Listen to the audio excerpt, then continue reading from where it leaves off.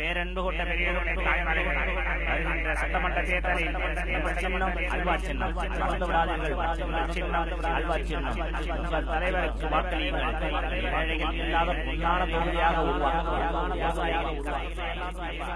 வணக்கங்க. நாங்க கககபோக்கா கட்சியில இருந்து வரோம்.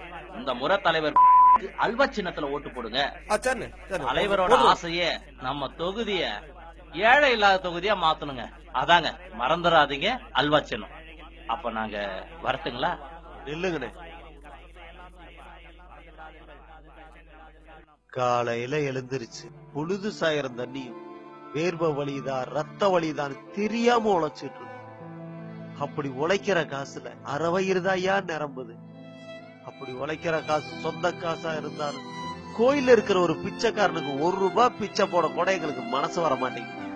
உங்களுக்கு மட்டும் ஏதியா அவ்வளவு பணம் வாரி இறக்கிறீங்க? அப்படியே பணம் வேற கருப்பா இருக்கு. உங்க மேல உள்ள அக்கறையில் தான் என் தலைவர் செய்யறாரு. உங்க தலைவனுக்கு 5 வருஷத்துக்கு ஒரு தடவை தான் எங்க மேல அக்கறை வருது. கூடவே ஒரு பாக்கெட் சர்க்கரையும் வருது. என்னப்பா நீ ஏழைங்க ரொம்ப கஷ்டப்படுறீங்களே, காசு கொடுத்து ஓட்டு கேட்டா ரொம்ப ஓவரா பேசுற. ஏழைங்க கஷ்டப்பட்டு உழைச்சாலும் நல்லா தாயா இருக்கும். இதே அவங்க பணம் போய் உங்க தலைவனை 2 மாடி சேர்த்து கட்ட சொல்லியா?